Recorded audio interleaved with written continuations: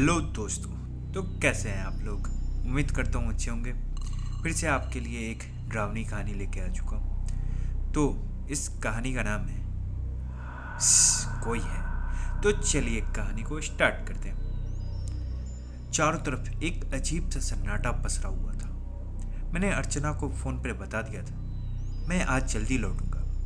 फिर भी वो जाने पता नहीं कहाँ चली गई। मैंने जूते खींचते हुए उतारा और सामने रखी लकड़ी के दराज में रख दिया। मैंने इधर उधर देखा, मुझे वो कहीं नजर नहीं आई। तो हार कर मैंने आवाज़ लगाई, फिर भी अर्चना का कुछ भी जवाब नहीं आया। अरे यार, कितनी देर से ढूंढ रहा हूँ, कोई आवाज़ नहीं आई उसकी। मैंने उसके मोबाइल पर भी ट्राई किया, वो बंद था। अब मेरा मन कुछ घबराने सा लगा था। इस घर में हमें आए हुए करीब 6 माह होने वाले थे। आज तक ऐसा कभी नहीं हुआ था। वो हर रोज़ तैयार होकर मेरे घर लौटने का इंतज़ार बालकनी में किया करती थी। मैंने जल्दी से कपड़े बदले और नीचे आकर गैरेज में, गार्डन में और भी कई जगह पर देखा, पर वो कहीं नहीं मिली। मैं चिंतित हो उठा। मैं एक डॉक्टर था। मेरी पोस्टिंग पहली बार मुंबई जैसी शहर से बाहरी इलाके में हुई थी। शहर में रहने पर हॉस्पिटल की दूरी अधिक होने की वजह से मुझे शहर के किनारे एक घर किराए पर लेना पड़ा था। सामने ही एक पुराना सा घर था। शायद शहर से दूर होने के कारण मालिक यहाँ नहीं रहता था। वैसे भी शहर से काफ़ी दूर थी ये जगह। सब कोई मेरे जैसा तो थे नहीं। सोचते थे कि शहर से दूर रहने की बजाय शहर से ही आने जाना क्यों न किया जाए। अर्चना से हमारी शादी हुए 2 साल हो चुके थे। इसी साल हमने गृहस्थी बसाने की सोची थी और वो 3 माह की प्रेग्नेंट थी।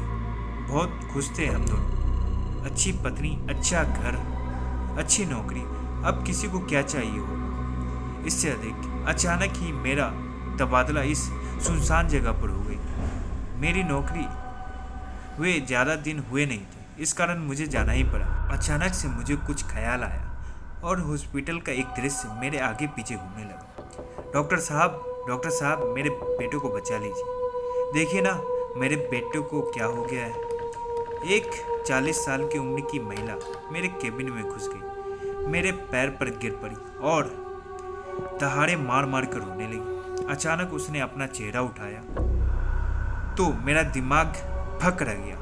उसकी आंखों की पुतलियों से खून निकल रहे थे। माथे के बीचों बीच खून की एक तेज धार बह रही थी। मैं एक डॉक्टर होते हुए भी डर गया। इस वजह से नहीं कि उसके माथे से खून बह रही थी, बल्कि इसलिए आखिर क्या हो गया। वो औरत इतनी चोट खाने के बाद भी अपने बेटे के लिए रोए जा रही है। मैंने उसे उठाते हुए बोला, देखिए, मेरी ड्यूटी का समय पूरा हो गया। अब दूसरे डॉक्टर उसका इलाज करेंगे, मैं कुछ नहीं कर सकता। चूँकि शाम हो रही थी तभी, साहब मेरे बेटे मर जाएगा, साहब मेरा बेटा मर जाएगा कहते हुए फिर से एक बार मेरे पैर पकड़ कर रोने लगी। मैंने उसकी बात नहीं सुनी और उठकर मैं चला गया। मुझे लगा कि दूसरे डॉक्टर केस को देख ही लेंगे। मैं अभी ये सोच ही रहा था कि एक तेज चीखने की आवाज़ सुनाई पड़ी मुझे। अंधेरा हो चुका था। मैंने जल्दी से एक टॉर्च उठाई और आवाज़ की दिशा में दौड़ पड़ा। मुझे लगा कि हो न हो ये आवाज़ अर्चना की है।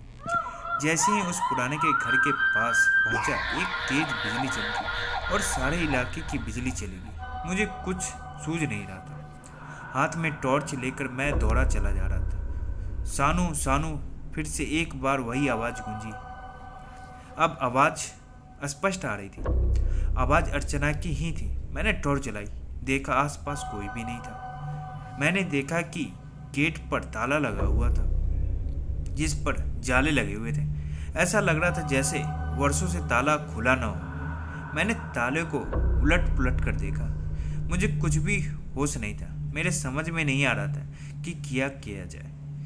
गेट को पैरों से लात मारकर ठोकर मारे जा रहा था। तभी मेरी नज़र एक टूटे ग्रिल पर पड़ी। ताला तो खुल नहीं रहा था। मैंने ग्रिल को जोर से खींचा। थोड़ी सी जगह बनी तो मैं अंदर आ गया। तेजी से दौड़कर जाना चाहता था। चारों तरफ अंधेरा छाया हुआ था। तभी मेरा पैर किसी चीज में फंस गया और मैं गिरते हुए एक तरफ लुढ़कता चला गया। मेरे पैरों में चोट लग गई थी। घुटने और हाथों से खून निकलने लगा था। हथेली और उंगलियों से खून टपक रहा था, पर मेरे अंदर जुनून छाया हुआ था। फिर से एक बार अपनी शक्ति को समेटा और लंगड़ाता हुआ उस पुराने घर की तरफ बढ़ा। सारा दृश्य एक फिल्मी सीन की तरह चलता जा रहा था। वही घटनाएं, वही आवाजें, वही बिजली कड़कड़ाना, जैसे किसी फिल्म में होती है। मैंने टॉर्च जलाया और इधर उधर देखा।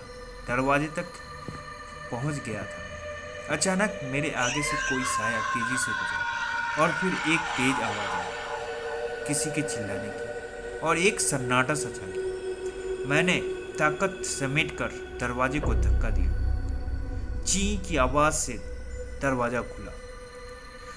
खूब अंधेरा छाया हुआ था। मैंने टॉर्च जलाई और इधर उधर मुआयना किया।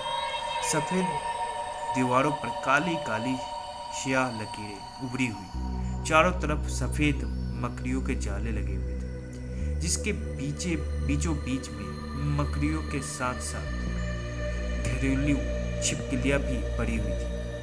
दीवार पर एक बड़ी सी तस्वीर टंगी हुई थी, जिस पर एक हाथ टंगा हुआ था। अचानक एक तस्वीर को देखकर मैं चौंक गया और दिमाग में एक बात कौंध गई कि हो न हो ये औरत वही तो नहीं जो आज मुझे हॉस्पिटल में मिली थी। अभी मैं सोच ही रहा था कि एक बिल्ली अचानक से मेरे सिर पर कूदी। मैंने दोनों हाथों से अपने चेहरों को ढक लिया और जोर से चिल्लाया, कोई है क्या यहाँ? फिर से एक सन्नाटा सा छा गया। मैंने अपनी आंखें खोली। देखा दीवार के जिस भाग पर तस्वीर टंगी हुई थी, उस जगह पर एक तेज रोशनी चमक रही थी। एक परछाई नजर आई मुझे, सफेद सुर्ख पोशाक, आंखों की पुतलियों से खून रिश्ता हुआ, बाल बिखरे हुए थे, माथों के बीचों बीच से खून की धार बहती हुई, ठीक वैसी ही जैसे आज मैंने हॉस्पिटल में देखा था। मेरा दिल जोर जोर से धड़क रहा था। आंखें उस तेज रोशनी से चौंधिया रही थी। तभी एकाएक वह साया रोशनी के साथ गुम हो गया।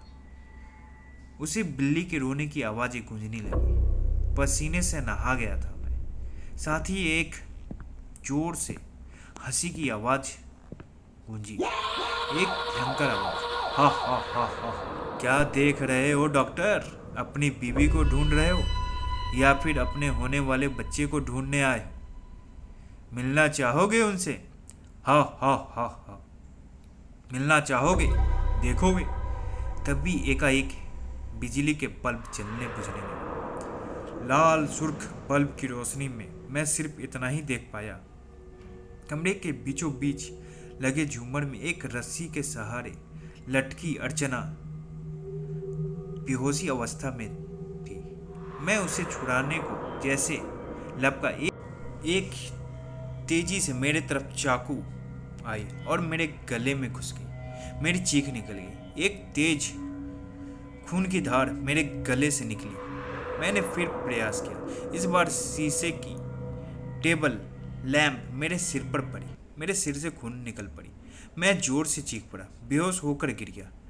बल्ब अब तेजी से जलने बुझने लगे थे। डॉक्टर, वो आवाज गूंजी, तुमने मेरे बेटे को नहीं बचाया, मेरे बेटे को नहीं बचाया, मेरे बेटे को चोट लगी थी। रोने की आवाज उभरने लगी।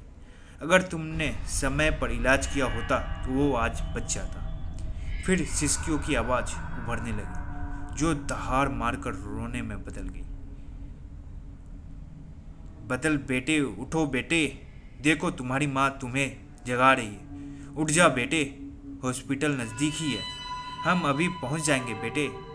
बादल बेटे, मेरे बेटे उठ जाना, उठ जाना, कहती हुई किसी औरत की रोने की आवाज़ तेज आवाज़ से गूंजने लगी। फिर रोने की आवाज़ धीमी होती गई और फिर से भयानक हंसी में बदल गई। मेरी आंखें खुली तो पाया कि मैं उस घर के बाहर घास पर लेटा हुआ। मैं सारा कुछ समझ चुका था। मेरे माथे और गले में खून रिसकर सारे शरीर में फैल गया था। सारे कपड़े खून से सने हुए थे। मैं उस मृत माँ के संदेश को समझ गया था।